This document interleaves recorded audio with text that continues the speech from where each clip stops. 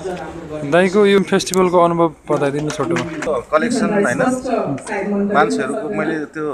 Last year आयोजकहरूलाई पनि अलि समस्या थियो, राइटरहरूलाई पनि समस्या थियो, कताबाट आएको छ, यहाँ के होला कस्तो होला, पाठकहरू त्यो मान्छेहरू होइन मान्छेहरूको यहाँ सहभागी कतिको होला कस्तो होला भन्ने एउटा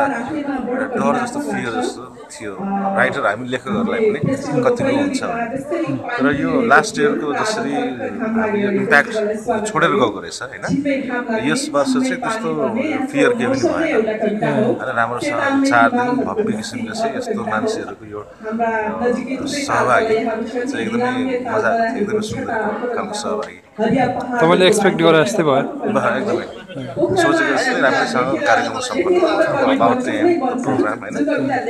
साह्रै सुन्दर किसिमले भइरहेको छ। अनि यो अब नेपालको एउटा मेन स्ट्रिम लिटरेचर फेस्टिभलै हो यो होइन यो चाहिँ यस्तै गरी अरू ठाउँमा अथवा यस्तै खालको अरू पनि हुनुपर्छ पर्दैन यसबारेमा तपाईँलाई के लाग्छ? एकदमै पर्छ त्यो त अहिले त भइरहेछ अब साथीहरू डिफ्रेन्ट अर्गनाइजेसनहरू मिलेर सिटीका डिफ्रेन्ट सिटिजहरूको पकेटहरूमा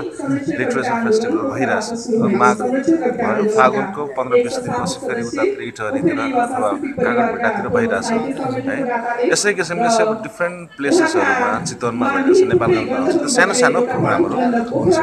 अब यही रेन्जमा चाहिँ मानिसहरू चाहिँ उत्साहित छ हाम्रो सहरमा पनि चितवनमा पनि गरौँ नेपालगञ्जमा गरौँ भइरहेछ लिइरहेछ होइन त्यसैले अरू ठाउँहरूमा पनि यो चाहिँ जान्छ सायद फ्लोरिस हुन्छ तर यो चाहिँ कस्तो भने यहाँ हाम्रो यो देश चाहिँ यस्तो एउटा ब्युटिफुल लोकेसनमा छ है साउथ एसियनमै यो चाहिँ लिटरेचर आर्ट पेन्टिङ्स होइन थिएटर फेस्टिभल फिल्म फेस्टिभलहरूलाई चाहिँ एकदमै बनाउन सकिन्छ है काठमाडौँदेखि त्यो स्क्याटर लुम्बिनीमा फिल्म फेस्टिभल होला चितवनमा एउटा थिएटर फेस्टिभल होला यस्तै गरिकन विभिन्न पकेट्सहरूमा चाहिँ यो साउथ एसियन उसमै यो चाहिँ हब बन्न सक्ने सम्भावना छ हाम्रो यो देशको लोकालिटी हेर्दाखेरि राम्रो आइडिया कुरा गर्नुभयो दाइले।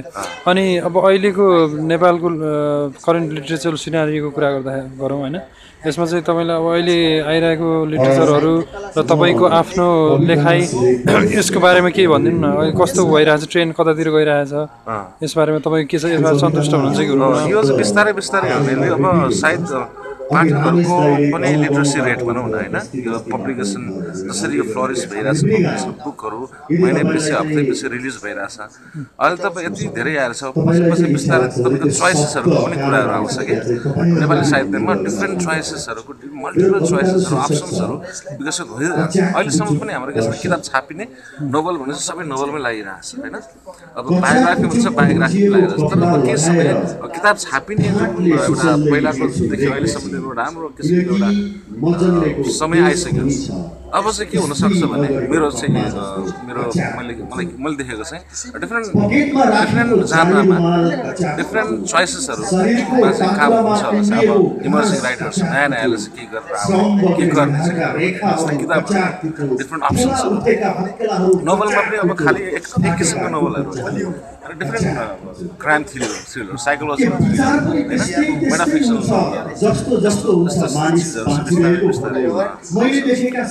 दाइले चोइसको कुरा गरिहाल्नुभयो होइन दाइको पनि आफ्नै खालको पाठकहरू हुनुहुन्छ होइन